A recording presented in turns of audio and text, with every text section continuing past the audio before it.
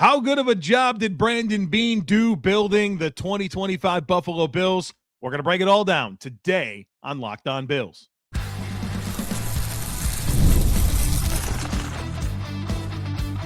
You are Locked On Bills, your daily Buffalo Bills podcast.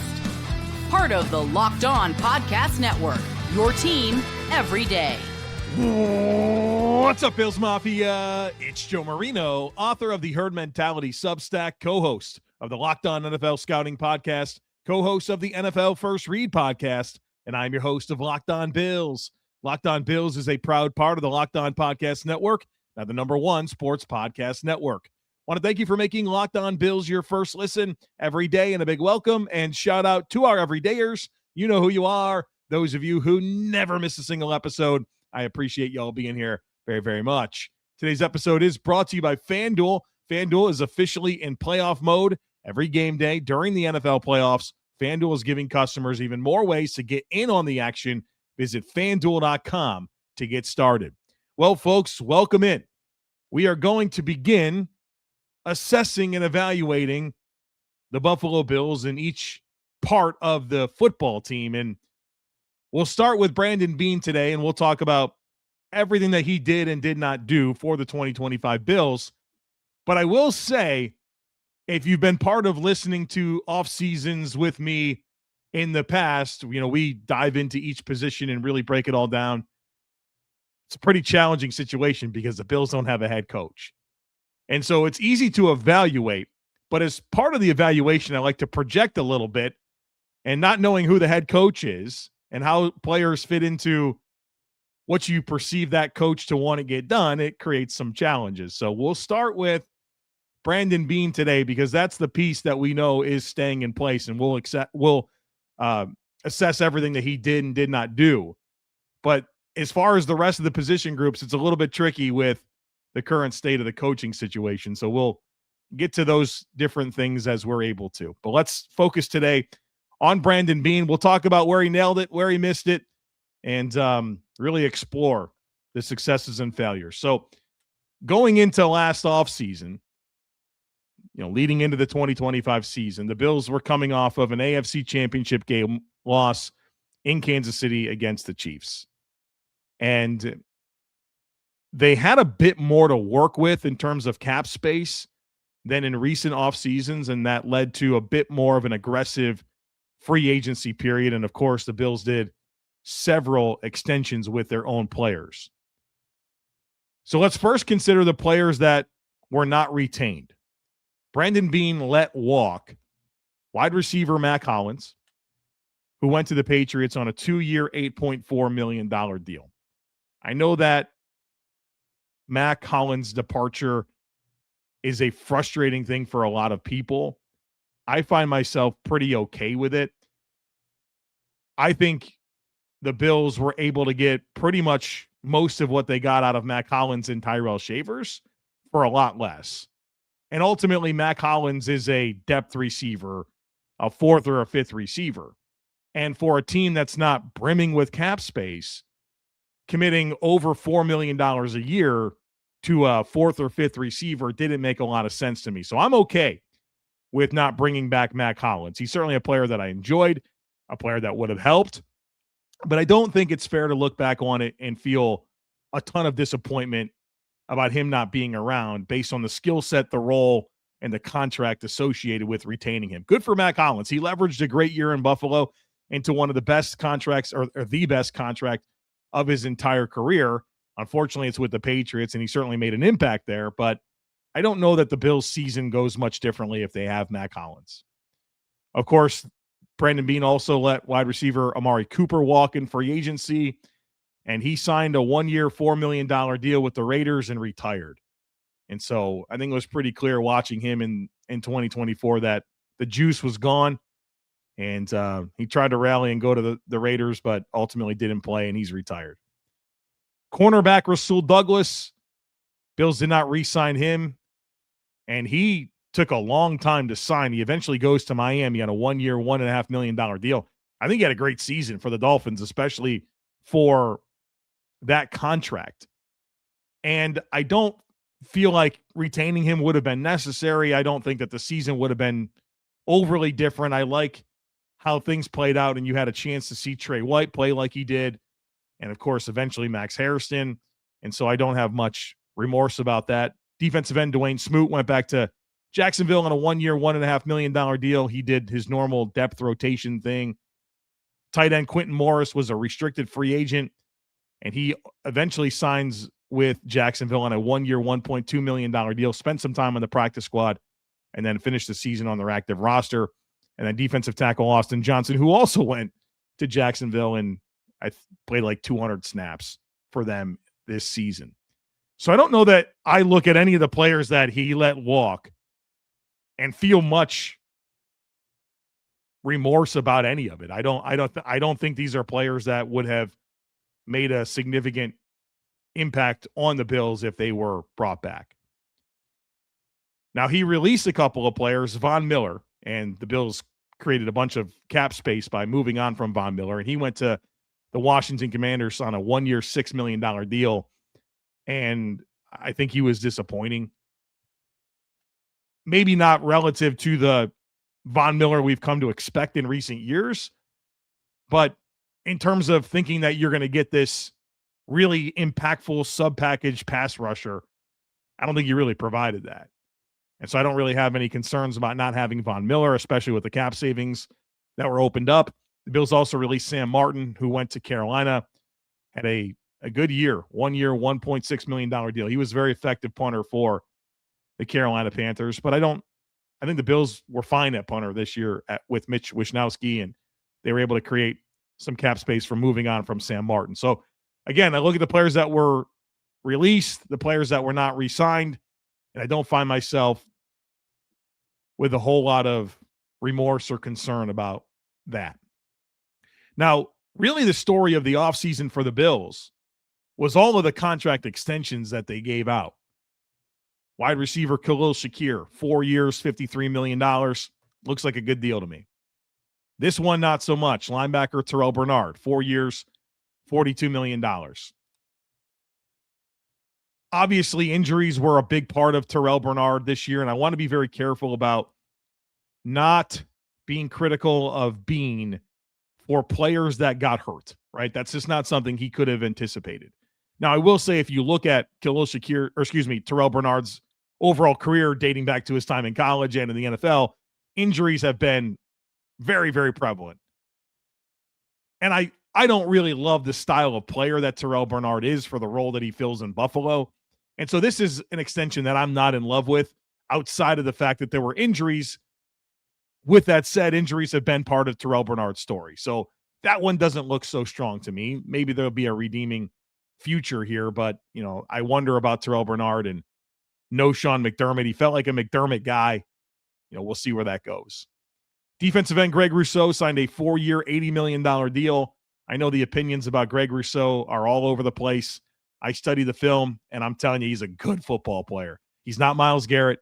He's not, Nick Bosa. He's not Max Crosby. He's also not paid like those guys. He's paid half of what those guys get.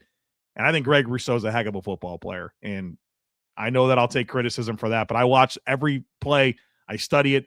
I know ball. Greg Rousseau's a good football player. And once he got through that early season injury, you saw his impact really crank up later in the season. And so I'm a big fan of Greg Rousseau because the tape tells me I should be, because he's a good football player. And I think $20 million a season for Greg Rousseau is very appropriate based on what he gives his football team. Of course, I want more, right? Of course, I want like tons of sacks, but I'm also aware of how he's paid and what it is relative to the rest of the position group across the league, and I think he does a heck of a job for this Bills defense.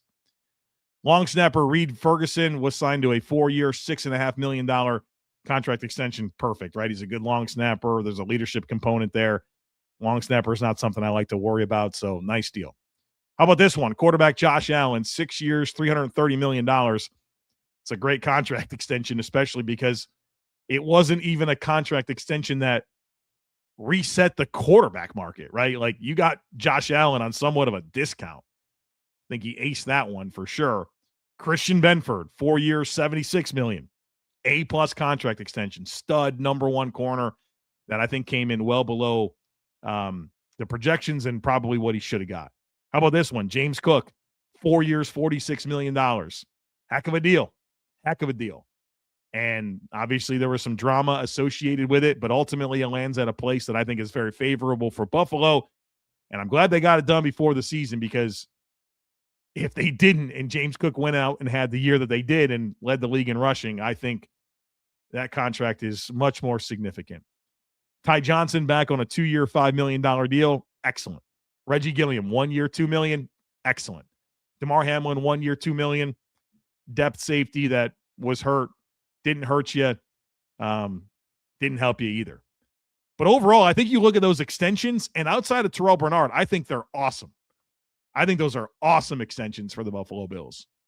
And I'm very encouraged about the direction of literally every single one of them, minus Terrell Bernard. And so I'm not going to let that one really cloud my perception of what I think overall is a really good story to tell as it relates to the extensions that Brandon Beane handed out this offseason. All right, we got more to do. Want to explore the players that he brought in through free agency, the NFL draft, some of the in-season moves. We'll do that here next. Folks, be sure to stick with me.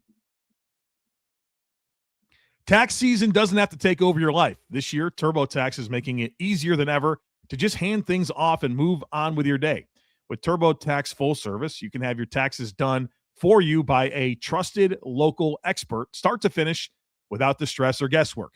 Instead of spending hours trying to figure out forms, you can meet with a local TurboTax expert in person or connect online. They handle everything from W-2s to self-employed forms and work to get you every deduction. You can upload your documents, go about your day, and get updates right through the TurboTax app. It's a huge time saver and gives real peace of mind knowing an expert is handling it. For a limited time, you can have your taxes done by a local TurboTax expert for just $150 all in if a TurboTax expert didn't file for you last year. Just file by February 28th.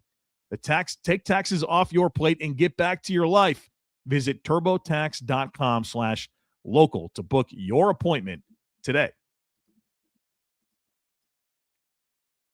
All right, welcome back, folks. We're continuing to grade the job that Brandon Beane did in assembling the 2025 Buffalo Bills. Now, before we get to the veteran additions through free agency, I want to acknowledge a trade that he made. There was only 3 trades made by Brandon Beane. 2 were on draft day, moving up for TJ Sanders and Deion Walker. And the other one was trading away Kyer Elam. And so the Bills sent Kyer Elam and a 6th-round pick to Dallas for a 2025 5th-round pick and a 2026 7th-round pick. And with that 6th-round pick that Dallas got back in the trade, they drafted an offensive lineman. And then the Bills, with the pick they got in 2025, selected Jordan Hancock. And then we'll see what they get with the 2026 7th-round pick. But Kyer Elam goes to Dallas, gets a chance to play, doesn't play well, is released, and I think he finished the year on the Titans. And so, obviously, you've now had a couple teams that have had an opportunity to see Kyer Elam and have said no thanks. And obviously, it doesn't negate that it was a bust of a 1st-round pick. But I think if you just look at it through this trade, like whatever, it didn't work out, to get something back for Kyer Elam, which you've already got Jordan Hancock as something, right? Like, we'll see where that goes. And another pick this year, that feels like a good job of salvaging something for Kyer Elam. So I think we've had a good story to tell to this point. This is where things get dicey, because I don't think Brandon Beane did a very good job in bringing in players through free agency. And let this be a very sobering reminder of the complications, challenges, unknowns of free agency. Because this is just not a good story to tell. Let's look through it. Wide receiver Josh Palmer, 3 years, $29 million. Doesn't look good right now, right? I like the skill set. I like the idea of Josh Palmer. Injuries throughout camp, injuries in the season, never really solidified a role and never really was a consistent producer. And so it doesn't look good right now. It's that simple. There's a couple more years on this deal. Doesn't look like a good move. Then you had Michael Hoyt, 3 years, $21 million. How do you really have much of a takeaway at this point? You signed him despite the suspension. And so you get through the suspension. He comes back and he looks awesome, right? Awesome for a couple of games. And then he pops the Achilles, out for the year. The injury piece, as I've said, I want to be fair. I don't really want to hold that against Beane, and I guess you can apply that to Palmer, although I think there maybe was enough healthy Palmer to get somewhat of an idea. Maybe not. I'm really happy that Michael Hoyt will be back next year and for what he can be, but he didn't help the Bills this year, not enough. And so that's a tricky one, but I'm optimistic, but obviously you didn't get much return this year. How about this one? Defensive end Joey Bosa, 1 year, $12.6 million. Started off really good, right? Faded down the stretch as he then had a wrist injury and a hamstring injury. Oh, wow, Joey Bosa injuries, right? It's part of the deal. And then certainly you look at the 2 playoff games where Joey Bosa is supposed to be a big difference maker for you. You get him to the postseason. He talks about, how good he feels going into the postseason and then just doesn't play good ball. So you got some good out of Joey Bosa. I think you got more availability than maybe you expected. But what was missing was the impact down the stretch that you really needed. Now, you didn't pay him a gazillion dollars. So there's that. It's hard for me to really grade it because I think there's some good, some bad. You didn't, again, being mindful of a 1 year, $12.6 million. I don't think Joey Bosa was the difference maker you wanted to be in the postseason or late in the season. I think that's pretty clear. He wasn't that for you. This one's a major black eye. Defensive tackle Larry Ogunjobi. 1 year, $6.7 million. And he signs despite the suspension. Comes back, doesn't play well, as a healthy scratch a few different times. Disappointment, like major disappointment. Some lower level deals. Safety Derek Forrest, 1 year, $1.3 million. Never was able to get going in Buffalo. Laviska Shenault on a minimum deal. Nothing there. Kendrick Green, 1 year, $1.2 million. Dane Jackson, 1 year, $1.3 million. Could do without that, right? Like, you just got to stop with Dane Jackson. Can't help you. Here's a good one. Cornerback Tre'Davious White. Slam dunk, right? Absolute slam dunk. Despite a fair amount of criticism for when he was brought back. And I think there was a lot of excitement as well because Trey White's back, but also kind of nervous about him having to play a ton. Then he plays a ton and plays really well. So I think that one worked out. Elijah Moore, 1 year, $2.5 million. Flop. Here's a good one. Shaq Thompson, 1 year, $1.2 million. That was a signing that I don't think many people thought much of when it happened after the draft. A guy that's been a good player in the league, but back-to-back very concerning season-ending injuries. He came in and really helped this team. Then you had minimum deals for Dan Feeney, Jordan Phillips, and Brad Robbins. Not a lot of good there, right? Like, your best moves were Trey White and Shaq Thompson. Those are your best free agency moves. Trey White and Shaq Thompson. And they invested. They gave out decent 3-year deals to Palmer and Hoyt. Decent 1-year deals to Bosa and Ogunjobi. You just didn't get enough there. I think the free agency period of adding players just was not strong for this team. How about the NFL draft?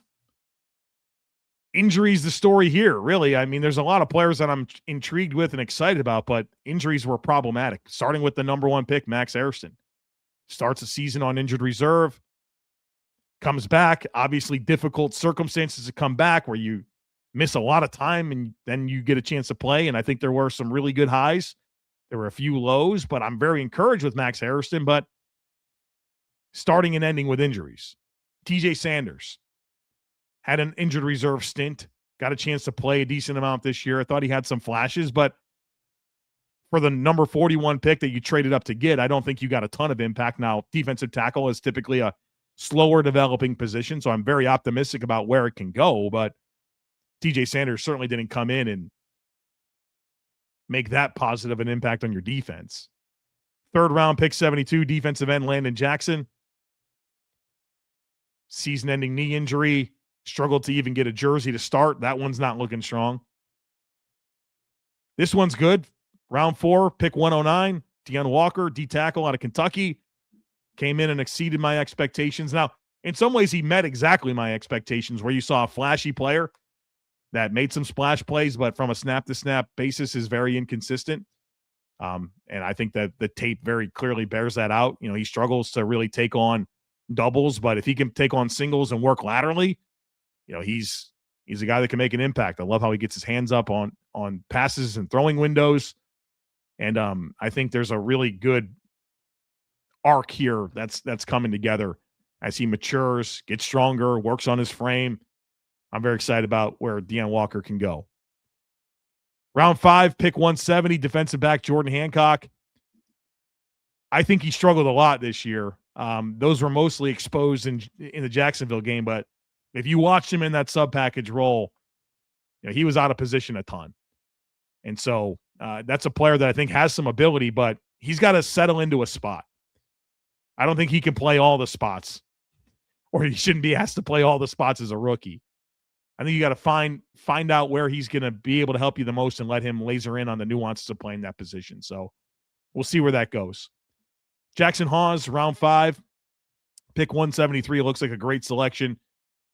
And the blocking, a little bit of receiving production, special teams. I think you know exactly who he is. He helped this team. 6th round pick 177, cornerback Dorian Strong. Started the opening game, looked really good. And then the neck injury, right?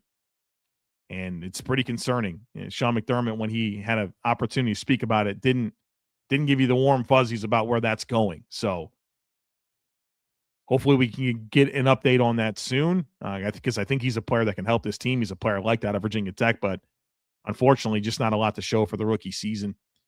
Chase Lunt, round 6, pick 206, offensive lineman.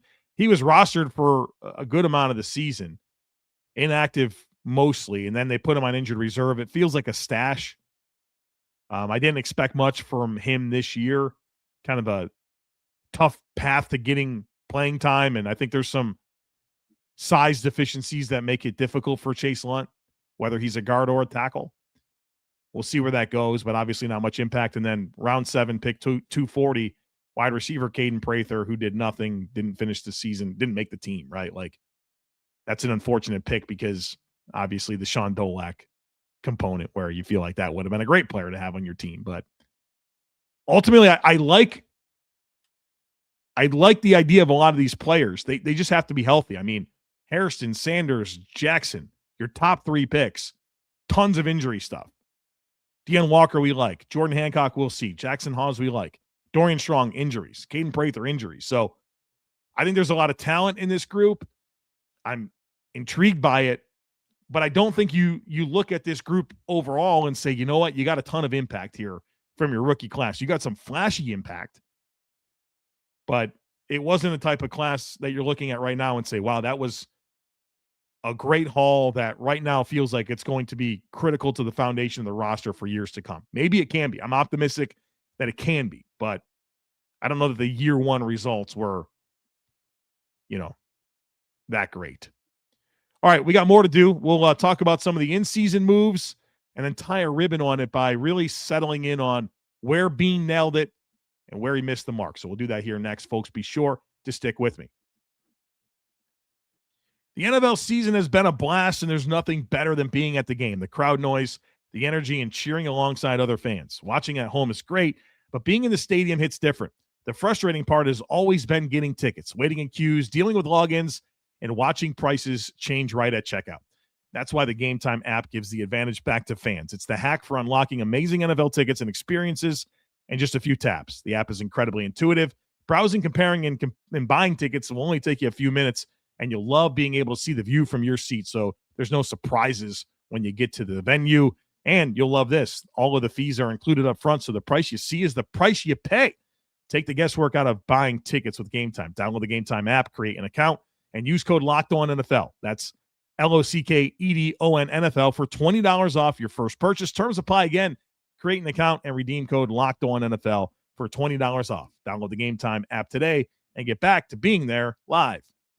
FanDuel is officially in playoff mode every game day during the NFL playoffs. FanDuel is giving customers even more ways to get in on the action because right now, every NFL playoff game day, FanDuel users get a profit boost pack waiting for them inside the app. Each game day, you'll see a pack loaded with multiple profit boosts that you can apply to the bets that you like most. So make sure you open that profit boost pack first thing on game day and see what boosts you want to apply. And the boost gives you more juice on the bets you already like instead of forcing you to bet something new. Every play feels bigger, and the boosts make your bets feel that way too. You make your picks, then apply your profit boost to go after even bigger payouts while the playoffs are rolling. So visit FanDuel, an official sportsbook partner of the NFL, and grab your NFL profit boost pack every playoff game day. All right, folks, welcome back. We are assessing the job Brandon Beane did and building the 2025 Buffalo Bills. So let's now focus on the in-season moves, and then we'll kind of summarize this thing. In-season, early on, he had to deal with the kicker and punter stuff and winds up signing kicker Matt Prater. Worked out really well. The quad thing late in the season was frustrating. But in terms of the challenges of the Tyler Bass injury and it not healing the way they wanted to, that ultimately ends in him getting surgery and ending the season, and then to land on Matt Prater, who was terrific and was terrific in the postseason, I think was a slam dunk. I'd say the same thing about Mitch Wishnowsky. The Bills went through it with punters, right? They had the competition between Robbins and Camarda.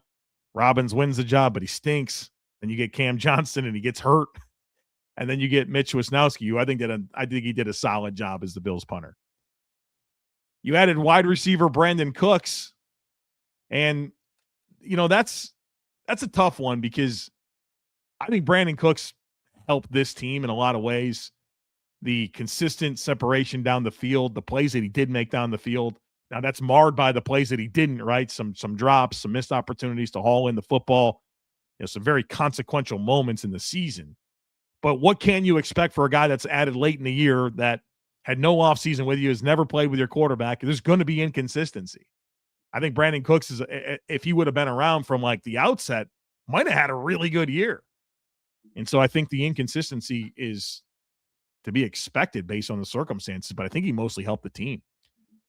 Then right on the doorstep of the season, the Bills added Jordan Poyer. That helped, right? Obviously.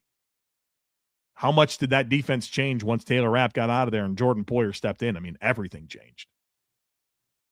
You also did the Gabe Davis thing, and Gabe didn't hurt you, right? He didn't hurt you. Maybe you wish you could have got a little bit more. Unfortunately, his season ends with a torn ACL. Then you made some fairly significant practice squad additions. Phi Mathis, Morgan Fox, Shaq Lawson, Matt Judon. Trying to find some impact there for your defensive line as you've battled injuries. I don't know that any of those moves were particularly impressive. Maybe you got the most out of Phi Mathis, but still a wildly inconsistent player. McCole Hardman as an in-season move. You needed him late, right? I don't know that it really was a move of great consequence. Then you had the Darius Slay situation, which cost you 2 veteran corners, Jamarcus Ingram, and then, of course, you don't get Darius Slay, so an absolute flop of a waiver wire pickup. I give Beane some grace because I don't know how you anticipate Darius Slay having the reaction that he did, but it unfortunately hurt your team. It really did.